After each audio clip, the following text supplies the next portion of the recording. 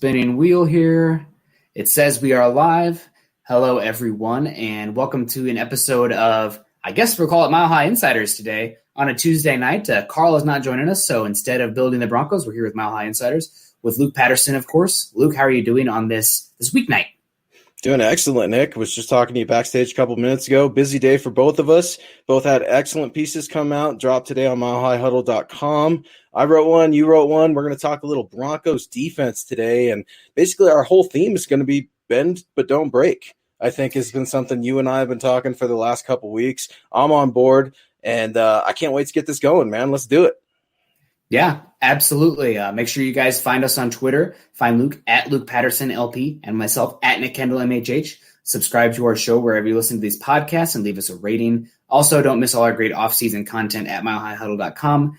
Part of the Maven Coalition and Sports Illustrated. Also know that this podcast is powered by Overtime Media. And make sure if you guys like this, subscribe, and share on YouTube or wherever you listen to these. So, Luke, I'm going to kick it off to you. You just had the article come out today first. What was it about? Talking about secondary, but a little bit more specifically, what was that about? Yeah, a little bit about a rich tradition here in Broncos country, and I'm talking about undrafted free agents making the team. And one of the Denver Broncos' newest additions, cornerback A.J. Bouye, a lot of people don't know he was an undrafted free agent as well. Now, he came into the league in 2013 and beat the odds making the Texans team. And a year later in 2014, he was a starter. And then the story just really progresses from there. But A.J. Bouye basically started talking about how excited he is to work specifically with undrafted free agents. It's something you usually don't hear about. You hear a lot of excitement about vets trying to work with rookies and even some of these top draft picks, including cornerback Michael Ojemudia in the third round. But he did say, I always want to work with the undrafted guys because these guys are sponges. And he talked to Ryan O'Halloran in the Denver Post, who wrote a great piece about it. And my piece links to that over at milehighhuddle.com. And it was just really striking to me, Nick, because the Broncos have a tradition, a long historic tradition of bringing undrafted free agents in and signing them to the active squad. And Philip Lindsay is our perfect example of that. So something you don't see every day, a former Pro Bowl cornerback saying he's excited to work with undrafted free agents. I'm definitely curious to see how that's going to work, especially with a young guy named Asang Bassi, coming out of Wake Forest, the only cornerback signed as an undrafted free agent. He was the second highest paid undrafted free agent signing. So I'm pumped to see what A.J. Bouye is going to do with this young kid.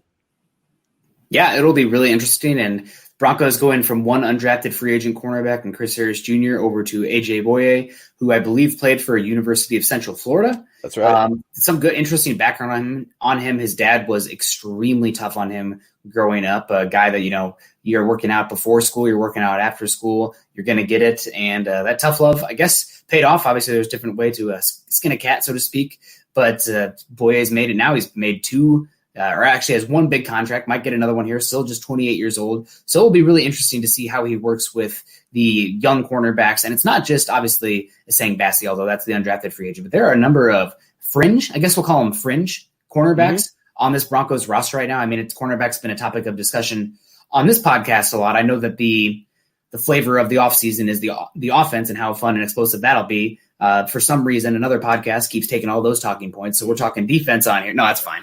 But, defense wins championships, Nick. You know that. We're going to get back to that. We have to get back to that old adage. I know that's going to bother you right away, but I'm going to go ahead and say it. They do. Defenses do win championships. One of the biggest reasons why I was curious about A.J. Bouye saying this, you're exactly right.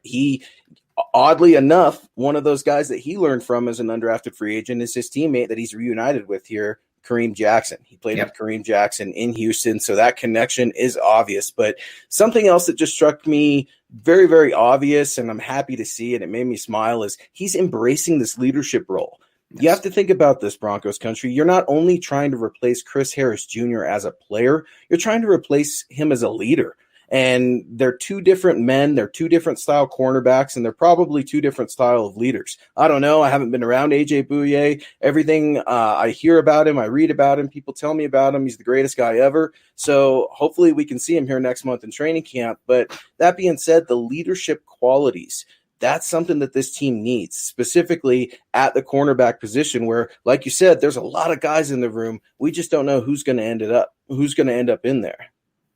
Yeah, you're absolutely right. And, our episode on Saturday, I said that the Broncos' probably most overrated guy right now, in my opinion, is AJ Boye. Not that I'm not excited to have him here, but as far as a cornerback one, I don't know. He had that one great year in Houston. After that, he was across from arguably the best cornerback in the league at that time in Jalen Ramsey and a stacked defense. So we'll see. I mean, having one great cornerback in this defense is pretty important, which is how they split the field up. So we'll see how that comes out. But AJ Boye's leadership, his work ethic, how he fits in this defense, all that stuff is going to be great for guys. You would think for guys like, let's see, Devontae Harris is one who's kind of a far shot right now somewhat. Devontae Bosby kind of on the outside looking in as far as the top three. Shaquille Taylor is somebody who's an undrafted free agent from Kansas who hasn't gotten much hype. I'm also really curious to see what they do with a guy like Elijah Holder, who played cornerback and is right now listed as a safety, but might be kind of a hybrid cornerback safety in this scheme. So Boye's the vet in that cornerback group right now. Obviously, he's going to need to be a guy who can carry a little bit of water, not only in the meeting rooms, but on the field. This is the Overtime Podcast Network. Yeah, absolutely. I completely agree with that. And, one thing that immediately sparked my curiosity was to see that only corner in there. Because just like you said, any veteran experience and leadership is going to be good for all of your players, even if they're not rookies. Now, Isaac Yiadom, he's not a rookie. He, by NFL definitions, I guess, would be a veteran, right? But he's not quite playing up to that veteran standard that we thought he would be at.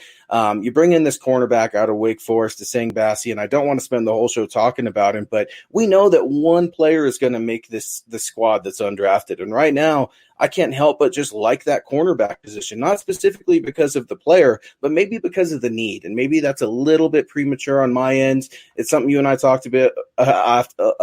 It's something you and I talked about before the show and trying to figure out, do we want to start listing who we think these undrafted free agents are going to be? And it's way too early to tell. And you're exactly right. So I'm trying to pump the brakes a little bit, but I like this kid, Desang Bassi, out of Wake Forest. I think he's a traditional slot cornerback that's going to try to keep up with your speedy slot guys, a la Tyreek Hill. You've got to try to figure out how to combat him some way, somehow. The Broncos are also going to be looking at that tight end position and how to cover the tight end also. So there's a lot of responsibilities for this defensive secondary unit commanded by Ed Donatel. And he certainly requires a lot of attention because the thing is, every player better know every role. That's something Vic Fangio and Ed Donatel pride themselves on. And if you're not versatile, then you're not going to be on the field. Yeah, it's very true. And also for this defense, it's different than the Wade Phillips defense where it's, more streamlined. The matchups are simple. You see your guy, you go get your guy, you play some leverages, but it's not as complicated. This Vic Fangio defense, there are guys that would talk about it last year. It's extremely complicated. And that's just because there's so many checks based on what the offense is doing for what each other's role, not only what your role is going to be, but the guys next to you. And you all have to be on the same page. Otherwise, you see a touchdown over the top. I mean, we saw that a few times last year, some miscommunication on the back end, easy touchdown. So that really lends itself away from the bend don't break when you don't have that communication. But we're going to get to the chats here. We'll come back to some more of this topics here in the secondary because really I think it's not the elephant in the room, but it's the thing that's not being talked about enough that I think could be a difference maker that frustrates this season, especially with how expectations for the cornerback position have been in Denver since I guess the 2014 season, you could say. But we got an interesting comment coming in here from Big E Bronco coming in. Did y'all see Brandon Stokely on Twitter today? Actually, I'll be honest with you guys. I was busy today at a COVID shift at the hospital, but I did not. So I guess, Luke, I'm teeing it back up for you. What was going on today with Brandon Stokely on Twitter? Yeah, so just trying to roughly give you guys a quick summary. So Brandon Stokely, I love Brandon Stokely. I've gotten to meet him a few times. Big fan of a lot of his friends and staff over there at 104.3 The Fans. So full disclosure there. But Stokely was pretty much coming out and saying, and asking the question, could money have been better spent at that running back position that John Elway awarded Melvin Gordon, all that high fancy dollar money? Or could that money have been spent somewhere else? And Melvin Gordon happened to see it. And Melvin Gordon didn't like what he saw. Him and Stoke went back and forth a couple of different times. And it started to get a little sketchy, so I don't want to get into the details. But it's a valid question, something you and I have talked about. We talked about last week. That's another thing, cornerback and running back right now. Cornerback's not being paid attention to enough, and running back is under the microscope because you're essentially going from a $600,000 player to a multi-million-dollar contract Melvin Gordon. Now, I think he's under $12 million. Is that right? I think it's about 11 million. Yep. Yeah, about 11 million or so. So that's a significant jump from 600,000 to 11 million. So I think Stokely was definitely within his right to ask, is that money that we could have spent at another position? Logan Ryan in the defensive secondary. For those of you guys that just want a left tackle at any cost, maybe you could go get Jason Peters if you'd have split up that money. Not quite sure, but it's definitely worth asking the question. You could tell that Melvin Gordon is trying to separate himself a little bit from Philip Lindsay. He had said, this doesn't have anything to do with Phil, or I have nothing to do with Phil. So I'm wondering right now if there's going to already start to be a little bit of edginess between the two running backs. You can tell that they're trying to play things PC, and I don't think it's one thing against the other for either man. They just happen to play the same position, and they're trying to take each other's jobs. And Melvin Gordon has already defaulted Philip Lindsay as the starter of this Broncos offense. Yeah, I mean, that makes a lot of sense. And it's going to be interesting to see how these guys, if one of them gets a big run and the other one comes in, they're going to try to outdo each other. Hopefully that doesn't lead to some mistakes, whether that be, ball security or something, trying to do too much. But that will be really interesting to see how they kind of feed into each other in that way. And I mean, they still want the Broncos to win, but make no mistake about it, they're going on it for them too. These are individuals trying to make money, especially Lindsay as an undrafted free agent trying to get that next big contract after getting essentially pennies compared to what Melvin Gordon's getting. So it will be interesting. You threw out some names there as far as, guys maybe the Broncos could have spent otherwise. I don't know if anybody saw me on Twitter when the Broncos signed Melvin Gordon. I wasn't the biggest fan of the deal just because I knew it was going to be a big contract, especially for 2 years. I thought that he was actually the second best running back on the Chargers over the past couple seasons. Give me Austin Eckler and I think he's probably the second or third best receiving back in the NFL outside of Christian McCaffrey and Alvin Kamara, but Kamara had an injury year last year. So honestly, maybe give me Eckler right now.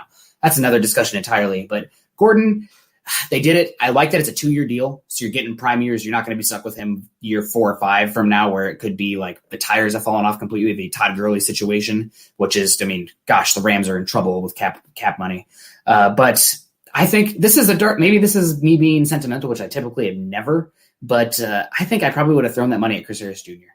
He got paid less than Melvin Gordon, and I know that he didn't have the best year last year, but he had one of the hardest schedules as far as the snaps against number one receivers that any cornerbacks had in the last decade. And he brought in another cornerback opposite him, Mike Boye, Kit Callahan to that third cornerback. That's probably the direction I would have gone, just because I think you're getting so much better value paying that deal for Chris Harris Jr. than what you paid for Melvin Gordon. It's in the past now. The offense will be better for it. Hopefully it'll help Drew Lock. That all in the end is good. It's just probably not the direction that I would have gone, just because how I value the running back position. I'm right there with you. I thought it was crazy. I saw it. I didn't see it coming. I mean, it's almost just like it just popped out of nowhere. Wow, the Broncos have Melvin Gordon. And it took us all by surprise, and I think it took Philip Lindsay the most by surprise. And you could tell that he's very angry. He seems very motivated. I know he's a new father, so congratulations to Philip Lindsay, and happy belated Father's Day, first Father's Day ever. That's a really, really cool thing. And happy belated Father's Day to all you folks out there in Broncos country tuning in. But the thing is, we started this talking about undrafted free agents, and everyone knows the story of Philip Lindsay and being the first undrafted free agent to go back-to-back with 1,000-yard seasons is amazing.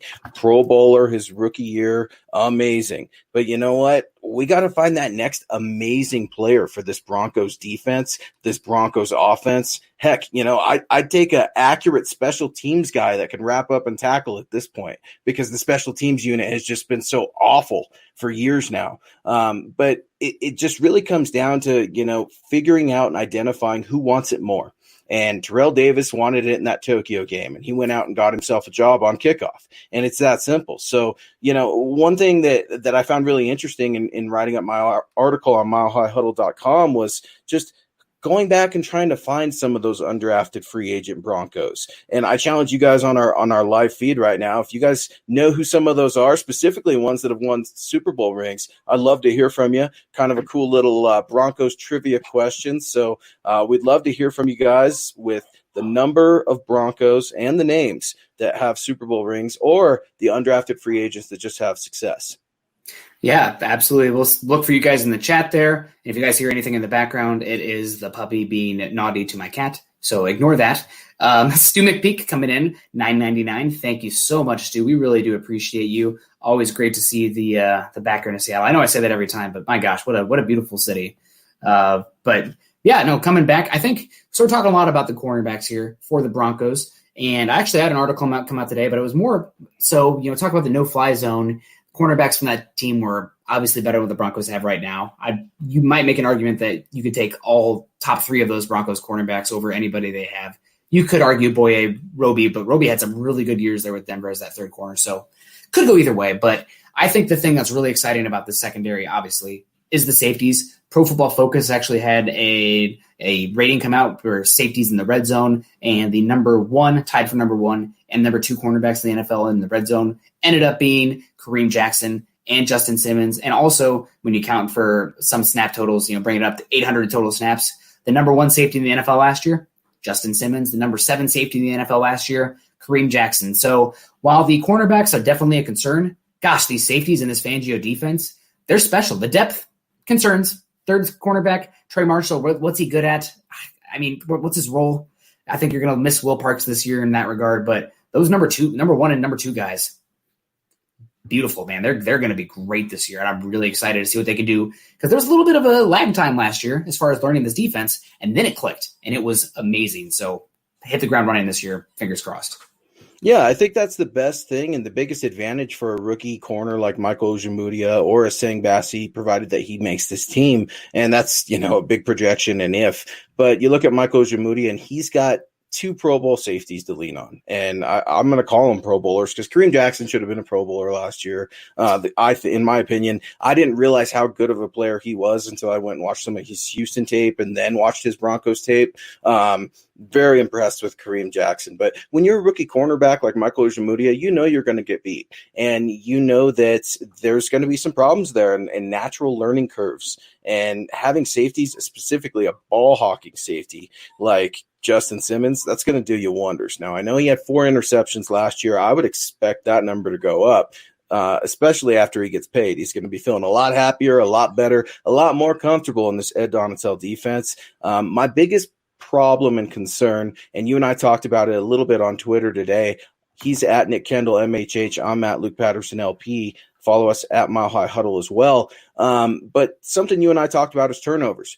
The Denver defensive secondary unit specifically needs to get more turnovers. Now, last year, Chris Harris Jr. was the only cornerback to have a pick, and that's just unacceptable. Kareem Jackson had 2. Will Parks had 1.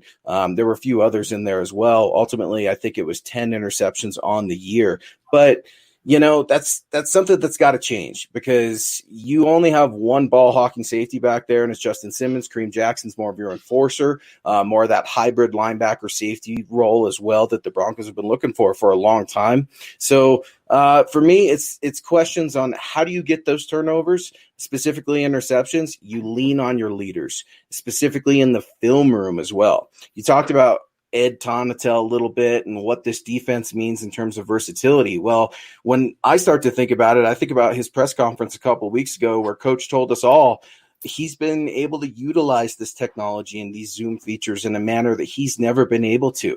He's able to have face-to-face meetings with players and spend more time with guys, even if it's through a screen. So I would expect cornerbacks like Michael Ojemudia, Bryce Callahan even, because the guy's missed a lot of time and he needs to catch up too. You need to lean on those players and those leaders that are consistently on the field, a la Ojemudia, Kareem Jackson, and Justin Simmons. This is the Overtime Podcast Network. Yeah, definitely good points there, guys. Make sure you subscribe and like and share the show. Also head over to huddleuppod.com to get your swag on. I got my Building the Broncos podcast hat on right now. That's today's slot, but we're actually here with Mile High Insiders with Luke Patterson. Excuse me. Luke Polglaze was the former guy. He actually was with Chad for a while. Did you ever meet Luke? No, I didn't. Okay. No, never met Luke, but I'm the new Luke, and I'm here to stay. So Here to stay, and I'm Nick Kendell. Yeah, and so I think a big point that I want to come back to here, where you're talking about the turnovers.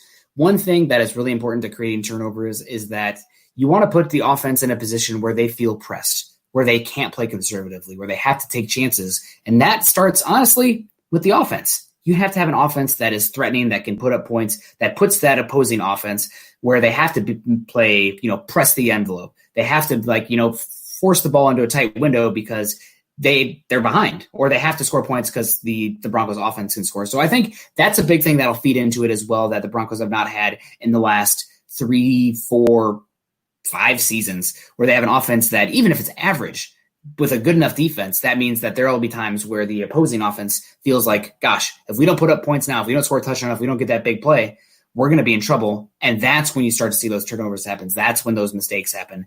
So I'm hoping to see more of that this year, because football is a complementary game. I mean, when the offense is better, the defense will be better. It'll feed into it. Sometimes the stats don't bear as such, but the actual product on the field, that's how it plays out.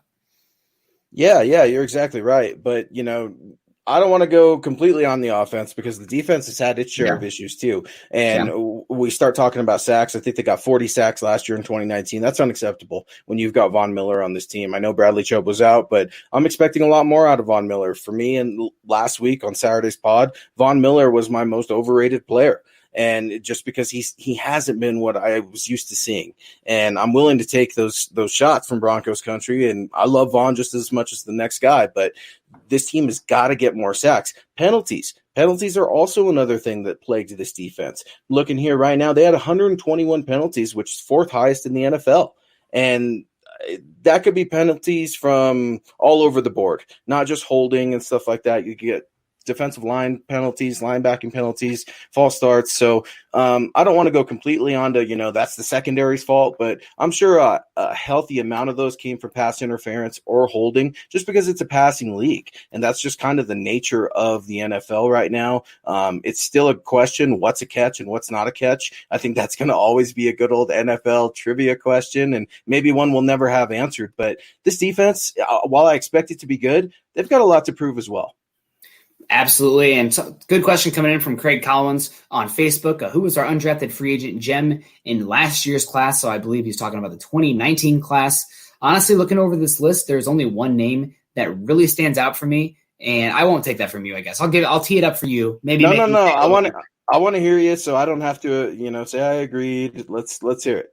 Okay, well, looking over this list, the only one that makes a lot of sense to me is Malik Reed. He flashed last year. He kind of did have that hit that wall, but I mean, the Broncos' edge depth is concerning. I guess we'll put it that way. I mean, Jeremiah Tachu had okay snaps. They brought him back.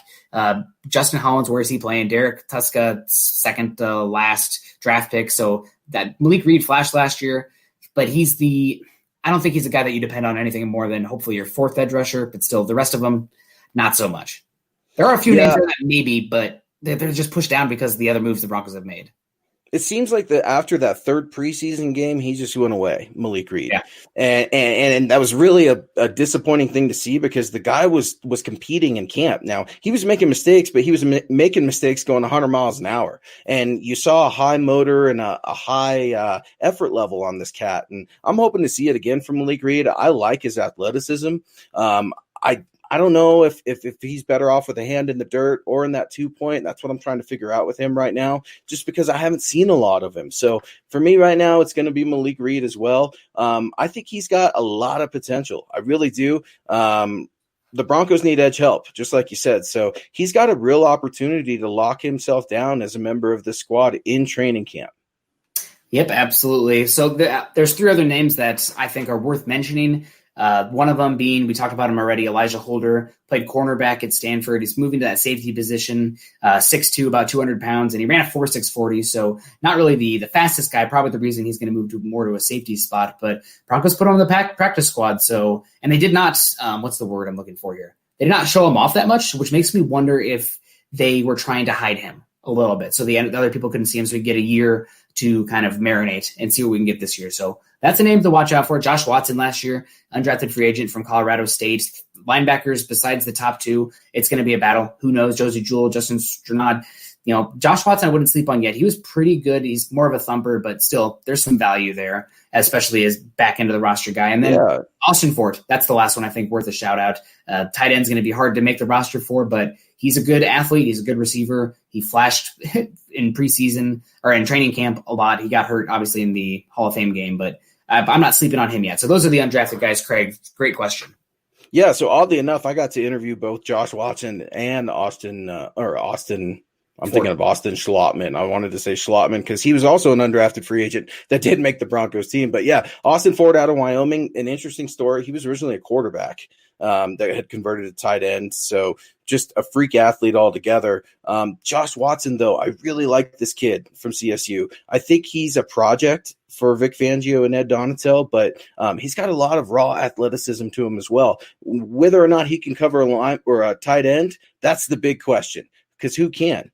The Broncos are just continually in this problem right now where they're trying to figure out how do we go ahead and cover this tight end, this Travis Kelce, this Hunter Henry. How do we do it, Nick? How do we do it? Because right now you and I have gone back and forth about the safety position, whether or not that's the answer, or do you need a coverage linebacker?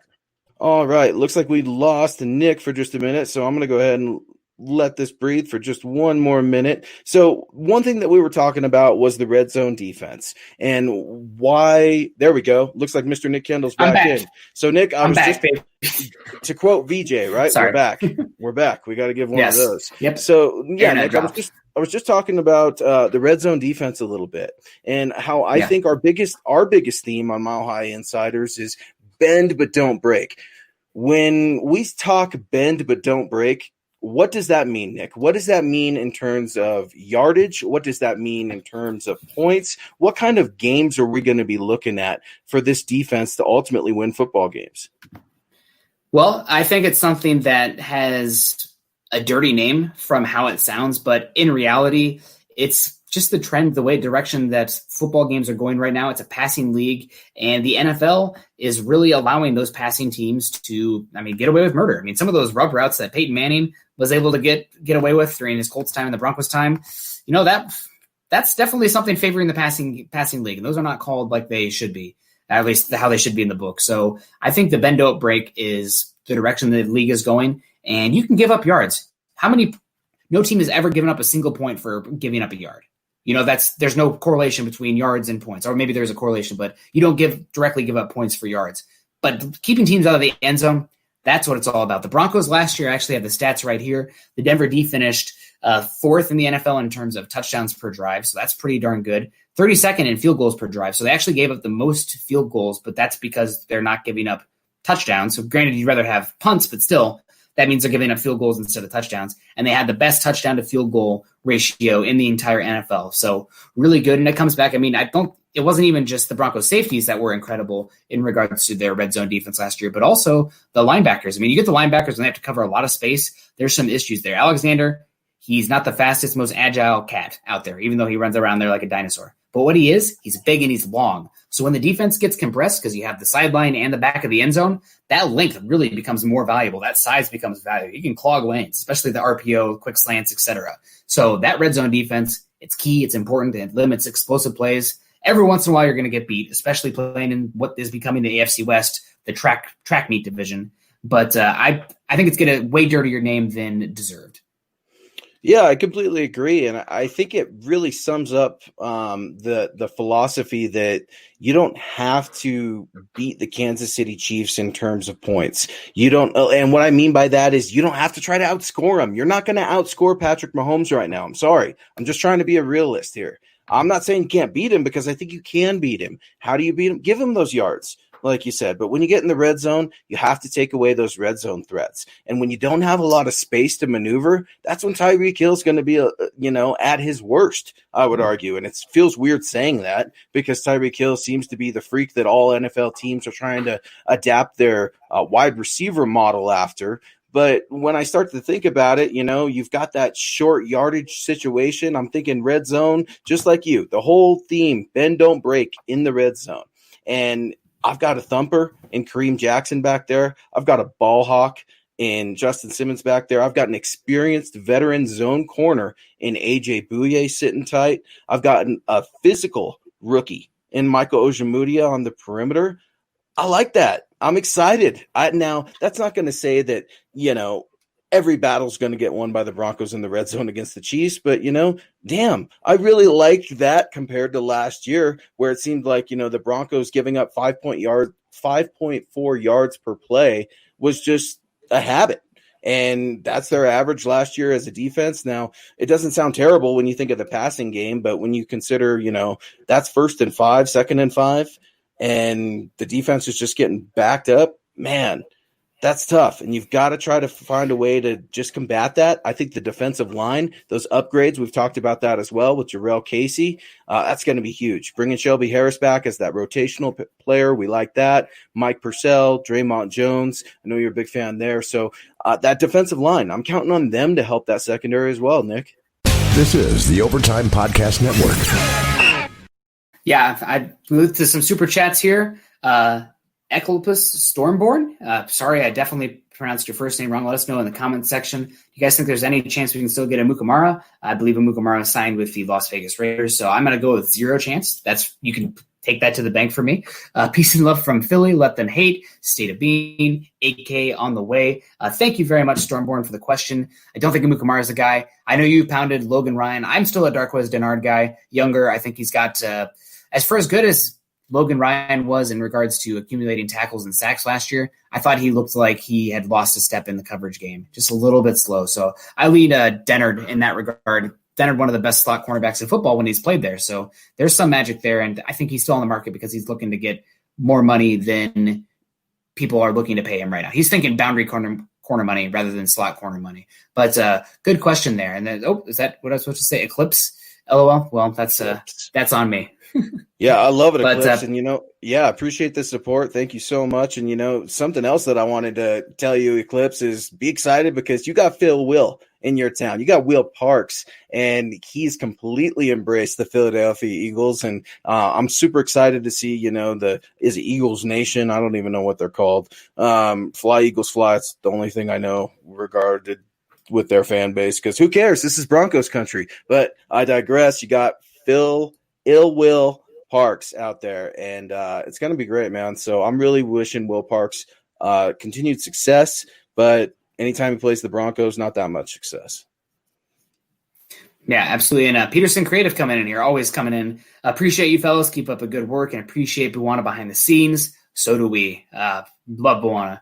And also shout out to Buwana's cat Champ, who is on the mend. So if you guys can give some love to him in the comments section, that would mean a lot to me, probably even more to him. But that cat, man, breaking my heart here. But love the interaction on Twitter, machine Thank at you. Bleed Orange and Blue. Appreciate you a heck of a lot. That's great comment there. Here's a good comment here. Kenneth Booker always coming in with some interesting one. Matt Stafford said a funny comment about DeMarcus Ware, said DeMarcus Ware could run full speed under a table. There are a few guys like that in the NFL. We talked about it last week. There's that pure kind of speed bendy guy is somewhat being phased out because you're looking for a little bit more of combo power rushers that can collapse the pocket, play a little bit more of that 3-3-5, that 3-2-6 defense. But I mean, guys who could who are guys right now that you think could still qualify as far as running full speed under the table? Von Miller's one that makes sense. Myles Garrett, TJ Watt come to mind immediately. Chandler Jones is one of the bendiest guys in the league. And his ability to gain ground on his second and third steps with altering moves is incredible, really underrated. And let me see. Those are the guys that come to mind immediately for me. I know they're freakishly strong and I know they're freakishly tall and long, but how about the Bosa brothers? Those dudes are freaks. They're athletes. I know they use their length and leverage to the best of their ability and sometimes just straight up raw power to get off of that line of scrimmage. But I would venture to say those guys could get pretty low too. Von Miller is the freakiest pass rusher I think the NFL has ever seen and maybe ever will see. Gumby. I just watched 2015 America's Game with my little girl on Father's Day. So that was something that I was really pumped to see. And to see him bend the way he does and see that spinal cord bend around and him get around guys and sometimes the tackle not even touch him, it's just a pure work of art. Now, Von Miller at 30 years old, can he still bend like Gumby? I'm not so sure. You're exactly right when we've debated that, it seems like the new pass rushing profile is more of those Bosa brothers, that Khalil Mack style. Heck, Bradley Chubb is going to be the perfect example. And I think he's going to have a really good season this year. I think he could potentially be one of the sack leaders. I know we've gone back and forth on that a little bit, but we think he's coming in for a prime season. He had some great video the other day. Please check out all our written work at milehighhuddle.com. We've got some excellent stories on there as well from guys not only in the podcasting community, but in the writing community for Sports Illustrated, part of the Maven Coalition at Mile High Huddle. So check that out because Bradley Chubb's looking good, Nick. And when Bradley Chubb's looking good, I know he's going to get after the quarterback. And if Bradley Chubb's back and Von Miller can get back to, I'm not going to say elite status, but I'm going to say above average, which I think is fair for his age right now, they're going to have more than 40 sacks. It's that simple. And that's not even talking about Jarrell Casey. Yeah, that's a good point. That'll be interesting to see. I like the depth more of this defensive line this year as well.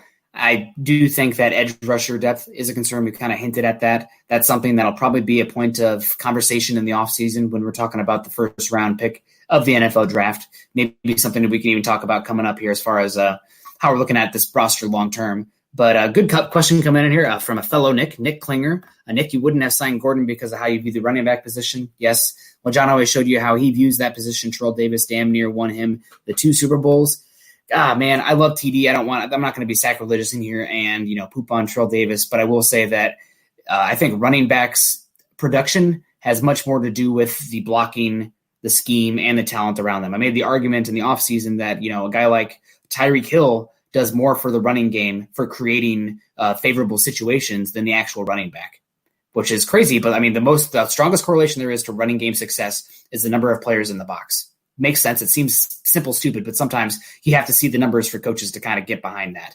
So getting a guy who can create mismatches, create space, it's that simple. So I think paying running backs, it makes me feel a little bit ill. The 2-year deal, I can live with it. Yeah, me too. I agree. And Nick, that was a great take. I guess I would really push back on that saying, when you're comparing Terrell Davis and Melvin Gordon, that's really apples to oranges, considering Melvin Gordon's more of a receiving threat because of those concepts you just spoke about, Nick. 2 entirely different offenses and systems. Now, Melvin Gordon, yeah, he's a bigger physical running back, absolutely. But what he can do in the open space with his route running is very impressive and very above average. Two different styles of runners as well. The game has just evolved. It's no longer the ground and pound that we like to see. It's no longer Mike Alstott is one of my favorite players ever. Fullback, the A-Train from Tampa Bay Buccaneers. We don't see those guys anymore because it's a passing league. And looking at Pat Shurmur's offense, it's that ideal fit. Now, that's not to say that Philip Lindsay couldn't get the job done, because I don't ever want to tell Philip Lindsay what he can and can't do. He continues to just prove everybody wrong time and time again. That being said, I think he needs to improve his route running. I think that if he wants to earn a significant amount of playing time, he's going to have to come at Melvin Gordon. He's going to have to show Pat Shurmur and Drew Lock that he can be trusted in the running game, that he can pass block. Something that, bless his heart, I just don't know with the size if he can, help some of those pass blockers in shotgun. I know he can chip. I know he's physical. I know he put on 5 to 10 pounds or so. But, there are limitations for each player. And that being said, there are also limitations for Melvin Gordon. Can this guy stay healthy? Because the Broncos put out a significant chunk of change for this guy. 2 years, you've already had an undrafted free agent Pro Bowler and one of your fan favorites for $600,000, and you jump up to $11 million. That's quite the jump. I get the take, but you got to really look at the concept, like Nick said. We got Ryan Hamilton coming in, a friend of the show. Love his orange crust bottle cap there. What's up, guys? Nick, Luke, what's cracking? All right, that's what's cracking. I saw what's that. Up, Ryan? I was getting thirsty. Yeah, what's up, Ryan? We appreciate you guys coming in. You guys are all so good in Broncos country. I'm pumped to be here with you guys on a Tuesday night, something I don't really get to do. We're usually on at 6 p.m. Mountain Time on Saturdays. So be on the lookout, though. Building the Broncos will be coming back for a special edition show on Saturday. I know all y'all miss Carl Doomer, so I appreciate you guys riding with me. And then we've got Mr. Charlie Beagle chiming in here real quick. I know a guy personally that plays safety in the NFL. Peterson creative, and he's made a career of playing that way and even made All-Pro a time or two. So, don't leave us hanging, Charlie. Who is it? Yeah, exactly. You can't. Yeah, that's great. You should be in radio or podcasting because that's a great tease. That's how they want it done. I've said time in and time out, Broncos country is the most educated fan base in the NFL. Now, that also makes us really spoiled too. So when we have these high expectations for players like Philip Lindsay and Von Miller and those players that have shared success, and we've seen them at the top and the very pinnacle, we want them to go back to the pinnacle. Now, whether or not that's a realistic expectation, that can be debated. But I would say that Von Miller has the tools, Von Miller has the coaches, and he has the physical ability to do it. I also think he's got the drive. I think he's feeling probably a little bit more motivated than he has. Aren't we all? Considering the current state of the world. We're just trying to be better each day and try to take care of each other each day. And I really appreciate you guys riding with us here. Kurt Cruz, good job, Luke. Keep up the good work. I do think Vaughn will be better this year with Chubb back. Thank you, Kurt. I greatly appreciate that. And I think that's a good take, Nick. I really like it. Can Vaughn improve with Chubb back? Absolutely. But I don't need Vaughn to be – I don't need them to be codependent. I need them each to take their responsibilities and just go with it because both men are capable of greatness. We've seen that. And you saw – talk about a rookie breakout year. Bradley Chubb, my gosh, that guy is an absolute freak. I know there's some concerns there with that knee and everything like that. And it's his second knee injury, from college and now into the pros. But I think Bradley Chubb's going to come back really stronger than ever. Him and Vaughn have a great friendship, and that synergy is definitely important when it's a changing of the tide in the Broncos locker room. That's a great point. I mean, Bradley Chubb playing for that next contract at this point. I know he still has 3 years left of control technically, but with those ACL injuries, Von Miller coming up, I mean, there's a question that's going to become on the horizon that you need to start thinking about now. You need to think about team building as far as like a 3 to 5 year window. So that's on the forefront right now. Probably the Cortland Sutton contract is number 2 after the Justin Simmons contract, but that's all coming. It's going to come, and hopefully all those guys get big contracts because that means they killed it. Great question coming in here from Matt Folsham, and it looks like he's got a picture here with his daughter. Happy Father's Day to you, Matt. Thank you for joining us today. What's our biggest weakness? I think our biggest weakness is that I tend to ramble on a little bit too long. Sometimes I can't get to no, I'm just kidding. The Broncos' biggest weakness, though, it seems like the obvious choice would be offensive tackle. I mean, with Garrett Bowles' inconsistency, we don't want to turn this into a Garrett Bowles bashing podcast because that's just too easy. And Juwan James' injury. But after that, I mean, Elijah Wilkinson, yeah, I know they talked him up last year, but the tape was not great. I mean, let's just call it as it is. And then there's also Calvin Anderson. Some people are kind of hyping him. Oh, he can solve a Rubik's Cube. Well, he's a little bit stiff in the hips, and I'm not sure how great of an athlete he is. So offensive tackle seems like the easy one. After that, though, it's probably that middle of the field coverage as far as the that second level of the defense. So cornerback, linebacker, do they got enough bodies, the good coverage bodies there? I don't know, especially not in the AFC West. I don't know. It's going to be a track meet. They're going to spread you out. You're going to get exposed there from time to time with how this defense looks right now.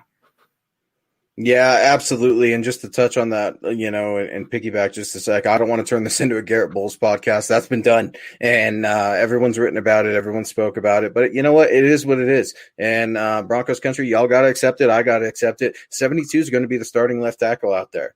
I know that Elijah Wilkinson will be competing with him in training camp, but I don't know that really means much. I really don't. I think that if there is a changing of the guard at the left tackle position, it would probably happen mid-season or so. I think that John Elway wants to have some sort of indication with that first-round draft pick. He's taken a lot of heat with some of his draft picks in the past, but you know what? He's also got some praise for some recent drafts, including this one and last year's. So, offensive tackle is a huge concern, but I'm going to double down on that and say right tackle is a huge concern too because of Juwan James. Now, it's not a question of, whether or not Juwan James can play. It's whether or not Juwan James will play. And Vic Fangio made that very public last year in the press conferences, and the pressure is on for the right tackle as well.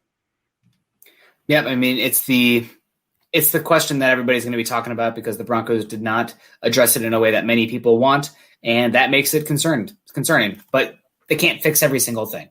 That's just how it is. The Broncos had speed issues on the offense this year. Guess what? They went out and fixed it. They were having questions at right guard. Guess what? Graham Glasgow's in. They didn't know if Phillip Lindsay was a great fit for the how much shotgun, the red zone. They went outside Melvin Gordon. So Broncos, they were a team. What did they go last year? 7-9.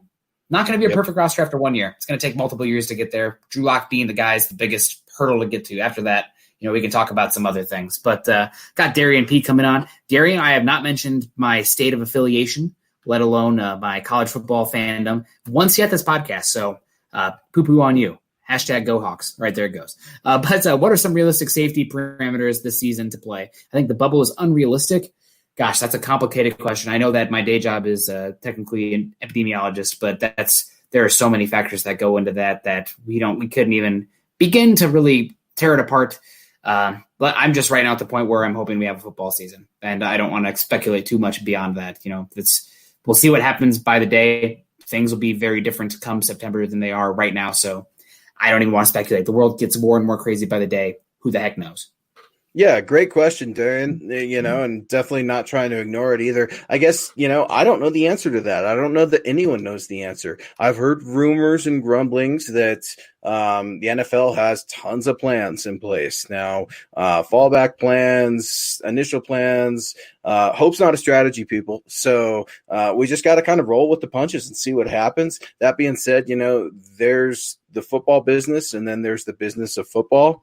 And there's a lot of significance in whether or not this season happens. And that's something we just don't know. It's something we don't try to project on this show or any of the podcasts just because we try to keep it accurate. We try to keep it honest with you guys, and we're here to give you guys our Bronco analysis, and certainly not trying to ignore that question either, but we want to stay realistic and we want to get to the X's and O's because the bottom line is this is a child's game that I love and I can't get away from. And I know, Nick, you're the same way. We're constantly going back and forth on text, trying to give each other new ideas or see what we could talk about or opinions or bickering with each other, but it's because we love this game.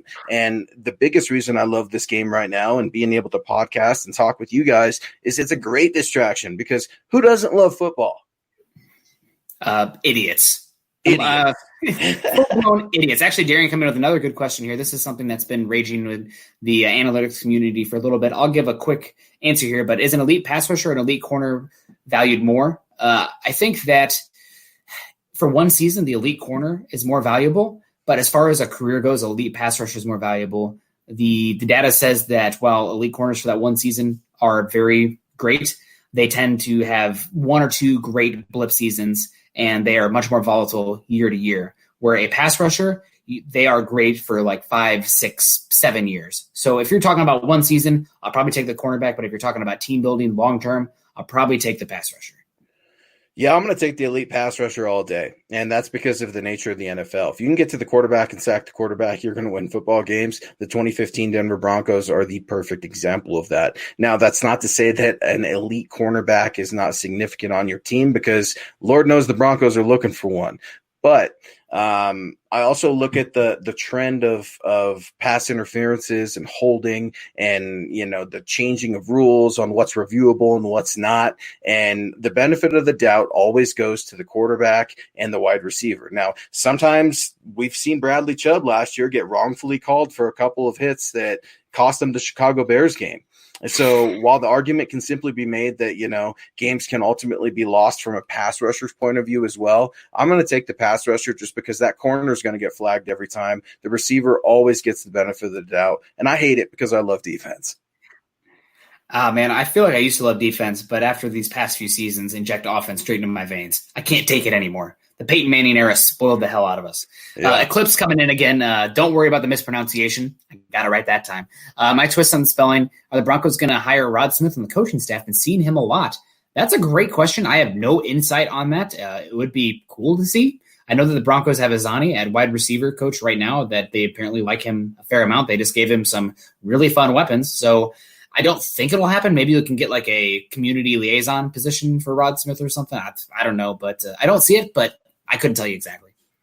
Yeah, I haven't heard anything about that. The last time I saw Rod Smith was approximately 1 year ago at Mr. Boland's memorial service. And, rest his soul. I do think that Rod Smith is extremely I know Rod Smith is extremely well respected and welcomed at the UC Health Training Center for the Denver Broncos. An undrafted free agent, one that has a Super Bowl ring. So there's 2 Super Bowl rings, excuse me. So there's a perfect example. We talked a little bit about the significance of undrafted free agents, Rod Smith being one that's got 2 Super Bowl rings. Now, I do think if Rod Smith wanted to be in coaching, he'd be in it. It's that simple. I think as fans, we're so eager to want to see the player become the coach and then pass on what we think would be an easy and seamless transition. And it's just not the case. You see legacies that don't quite work out in the NFL. You see players that have tried to turn coach that don't quite work out. And then you've seen players that have not played so well turn out to be excellent coaches. So I think it completely depends on the individual. But if Rod Smith wanted a job in the NFL, I'm sure he'd have one. Yeah, I always am just a little bit, I guess, trepidatious with long-term like legends coming into coaching, especially that close to home. I mean, obviously it's worked out pretty well for John Elway, but the Batman quote from Dark Knight sticks out to me, is where you either die the hero or you live long enough to see yourself become the villain. And you see some comments about John Elway in the offseason, especially these last few years. He's some folks' villain, even though he is probably the most or second most important person in this franchise history. So probably not going to happen, but it's fun to talk about. Definitely a member of the organization for life. Terry Randall coming in here, # Nick's Beer Fund. Pros to you, my friend, always. Yeah, thank you, Terry. Appreciate that. You know what, Nick? That's a good question, and maybe something that we need to pose out to, we've got 10 minutes here, and something I'd like to know, who's the villain of this Broncos team right now? And I think, we had a question earlier saying, did you see the Brandon Stokely, Melvin Gordon exchange? Absolutely. It almost feels like both running backs are villains, and neither one of them have done anything, Nick. One of them signed a contract. The other one is under contract and wants to get paid, but maybe that's a good question. Maybe that's a question for another show. Who would the villain of this Broncos team be? And maybe we'll touch on that. But we've got Duke weighing in. If you guys could pick any player from Broncos past to help our team right now, who would it be? I'm going to go first because this is easy. I'm going with 24, Mr. Champ Bailey. I need me a lockdown corner. Get to the Denver Broncos Twitter. Get to the Denver Broncos website. Phil Milani ran an excellent special on the 2006 Champ Bailey. And go look at his statistics. Go watch his film. The guy was an absolute freak. There are even some pictures on there that weren't released, I don't think, until this last week of Champ Bailey during certain events. And I know you've seen him with Jake Plummer and stuff like that. So I'm going to go 24 Champ Bailey all day. This team needs a lockdown corner. Man zone, it doesn't matter. He's a Hall of Famer. His name's Champ. First ballot Hall of Famer. Like that's even a different tier. Yeah. So I think there's a parameter that was not included in this question that if it were, I'd agree with you. But even though I love Drew Lock, how could you not say John Elway or Peyton Manning? I mean, you talk about instantly plugging one of those guys in the team and you are right there in the Super Bowl conversation. Not sure that's the case with Champ Bailey, although the defense would be incredible. No doubt. I mean, the defense would be almost complete. The only question I would have left would be probably linebacker coverage, maybe some depth questions, but it's got to be one of those quarterbacks, right? No, like, even if I love no. I got to push back on that because Duke's question is, if you guys could pick any player from Broncos past to help our team right now. So I guess I'm going to ask you, Nick, do the Broncos need help at quarterback right now? No, but if you could plug and play 2012, 2013 Peyton Manning to this team right now, we are going there with the Chiefs. I cannot say that's the same with Champ Bailey. Even though he's great, I think that you're talking about first ballot, arguably one of the best quarterbacks of all time. And I actually think Peyton Manning's better than John Elway, especially in today's game. But if you can plug and play Peyton Manning right now, oh my gosh, this team is Super Bowl bound. I mean, really, that's how good they'd be. Duke, that's excellent wedge driving on your point right there. Nick and I are getting a little fired up. We could go at it another 10 minutes. We got Miller Champ coming in here. Can you see Bradley Chubb winning comeback player of the year? How many sacks would he have to get? Absolutely, I could see Bradley Chubb winning Comeback Player of the Year, and I could see him even contesting for that sack crown. We had a couple weeks ago, we had some super chats coming in, saying Jarrell Casey's going to get 15 sacks, Vaughn's going to get 15 sacks, and Chubb's going to get 17 sacks. That's going to be great if that happens. A realistic number for Bradley Chubb coming off of injury in terms of sacks, I would go ahead and give him a 12. I think that's something that is not going to be easy by any means, specifically in the AFC West against some decent quarterbacks, but this guy's a freak. He's an athletic freak. He is just now starting to figure out his technique in addition to his strength. Can't wait to see Chubb get there. For me, I'm going 12 sacks. Yes, he can be player comeback of the year. I definitely think he could win comeback player of the year, but I'm again going back to my theme, quarterbacks, man. Big Ben Big Ben's probably the one that I'd lean towards, right? Maybe even Matt Stafford. But Bradley Chubb definitely could. I wish they had like an offensive and a defensive comeback player of the year. They could maybe split those out even more. If that case, then I definitely think he would have a chance. But right now, I'd lean probably one of those quarterbacks. I think Philip Rivers one that would qualify as well. He got injured last year as well. Maybe I'm mistaken. But there's a quarterback who I think is an obvious one that is escaping right now. Oh, and Rob Gronkowski, another one that could be comeback player of the year. He was retired. It's not comeback when you're retired. Come on. I think he would qualify. Would he? I'm pretty sure he would. So, and he's coming back from drinking a bunch of beer and doing WWE, hanging out with his hot girlfriend. That's tough. That's a tough comeback. I mean, I can't blame him. So, Duke coming in here. Amen, Nick. Quarterbacks. Hallelujah. James Campbell also come in with a few interesting ones as well. I'll throw out with you. Al Wilson is a name to consider. Ryan Clady. If Ryan Clady didn't have that Liz Frank injury, we're talking about potential Hall of Famer. I mean, he was that good as a pass blocker.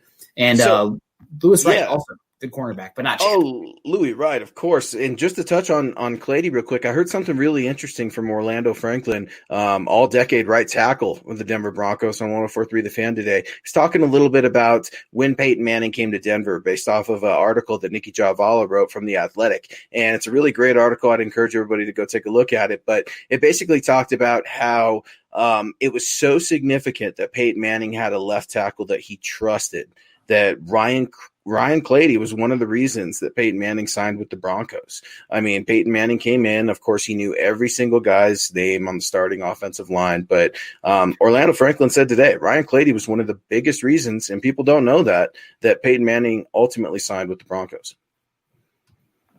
Yeah, I mean, that's a good point. So that'll be interesting to see for sure. Let me see. I was trolling the comments here, guys. We got to get out of here pretty soon. So if you got anything for us, make sure. I see that Eric has been chiming in a little bit as well. Eric, go do whatever Alaska people do. Also, I've seen a bunch of comments from somebody I've never seen before that I wanted to welcome. Man, escaping me now. We'll get to this one. David Kilgore want to know your guys' thoughts about how the NFL will deal with players potentially kneeling during the national anthem. Do you guys see a lot of blowback from it? Man, David, loaded question. And probably no matter what we say, we're going to irritate some people. I guess I'll lean with the Green Beret that Kaepernick spoke with, saying that if sitting on the bench is disrespectful, the kneeling is what he would prefer. There will be blowback no matter what you do. And it depends on who you ask, who's offended. Somebody's going to be offended either way. But I think the most important thing is these teams coming together, making sure that they have a strong, cohesive unit that is bonded. There's not some weird apprehension there, and that's probably the biggest thing for me. Obviously, I don't want to go too far beyond that. If you guys want to come at me on Twitter, I can be a little bit more outspoken on there, but I'll keep it a little bit more PG on here. Yeah, no, David, I appreciate the question and everything too. That's a question that we really don't know because it hasn't happened yet. Now, I'm going to take a silver lining from that, David, and asking, about the national anthem and whether or not people are going to be kneeling and what the reception will be like. Well, that means that we're having a football season, folks, and that gets me excited right away. Now, there are certainly much more important issues than the NFL and football. I completely understand that. However, it's really important for me not to use my platform and this platform to try and give my political opinions because it's something you guys don't want to hear about. You guys want to hear our football takes. Nick's one of the best to do it. He's been out at the scouting combine. He's been poring over film for years, writing for years, one of the best football minds that I know. I like to consider myself a student of the game. Also, I'm trying to learn every day something new, even from you guys. So I really appreciate you guys chiming in. That being said, man, I'm just here to talk football. I understand there are things that are much more pressing than football, but, we're fortunate to live in a country where we have freedoms, and we're able to use those freedoms for what we deem to be just in our heart. And I would just encourage everybody to just stay together during this tough time. I mean, Broncos country, we gotta hang in there. I often think, what would Mr. Bolin say about everything? And I think he'd want Broncos country to stick together. Yeah, I mean, I definitely agree with that. So, guys, actually, it's time's up. We got to get out of here. So before we get out of here, make sure you kicking guys me out on once Tuesday again, night. I know, Tuesday night. Subscribe, like, and share. This has been the Mile High Insiders. We appreciate all of you guys coming. Make sure you're following Luke on Twitter at Luke Patterson LP. Also follow me on Twitter at Nick Kendell MHH. Make sure you go on over to milehighhuddle.com, an affiliate of the Maven Coalition and Sports Illustrated. Go to iTunes, leave us a 5-star rating and a comment. Again, like, subscribe, share on YouTube, Facebook, leave a comment, share it with your friends, tell your mother about it, tell your pets about it. We love you guys. We want to keep spreading this good word on here. You can follow the Mile High Insiders podcast and all our other great audio content by subscribing to the Huddle Up by subscribing to the Huddle Up podcast wherever you listen to these shows. You can follow us on Twitter at Mile High Huddle and at MHI_football pod. For Luke, I'm Nick, wrapping up another episode of the Mile High Insiders. Guys, building the Broncos with Carl Dumler and myself will be back on Saturday. We hope you guys enjoyed it, and we'll see you soon. Luke, before we get on out of here, anything you want to leave our listeners with? Yeah, just be good to each other. And you know what? Like you say, go Broncos, man. This is coming up here. We're a month away from training camp. Let's keep these positive vibes coming, because we all need positive vibes. And Broncos country, keep those takes coming. I really like a lot of those takes. I know Nick and I are going to pour over these comments as soon as the show is done and come at you guys with some more excellent Broncos analysis. So thank you guys so much for joining. He's Nick Kendell. I'm Luke Patterson. Always believe in that Mile High magic. You've been listening to the Huddle Up Podcast. Join Broncos Country's deep divers at milehighhuddle.com to keep the conversation going.